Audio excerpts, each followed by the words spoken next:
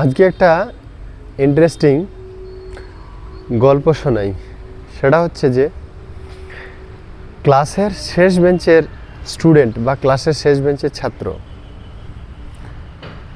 একটা ছাত্র ছিল যে কিনা প্রতিদিন স্কুলে যেত, কিন্তু স্কুলে যেত ক্লাসের একদম লাস্ট বেঞ্চে সে প্রতিদিন বসতো। সবাই যতজনা স্টুডেন্ট ছিল বা যতজনা তার বন্ধু বান্ধব ছিল তারা কিন্তু সবাই ফার্স্ট বেঞ্চে বা সেকেন্ড বেঞ্চে বসার চেষ্টা করতো, সে কিনা প্রতিদিন শেষ বেঞ্চে বসার চেষ্টা করতো, সবসময় শেষ বেঞ্চে বসতো।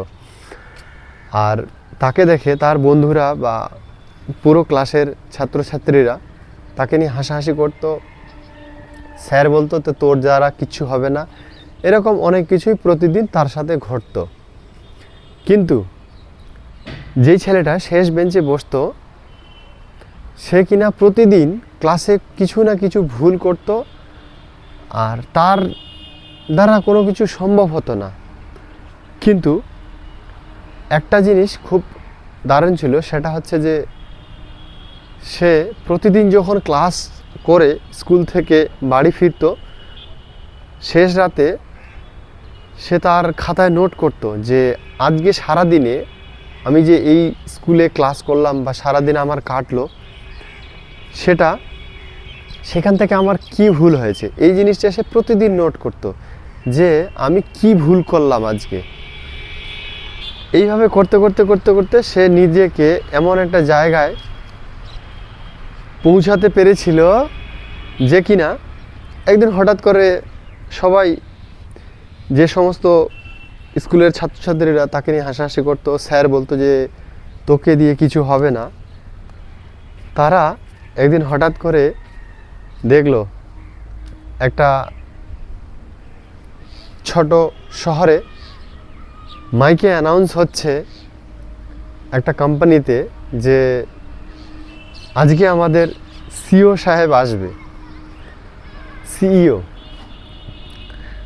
তার নাম অ্যানাউন্স হলো।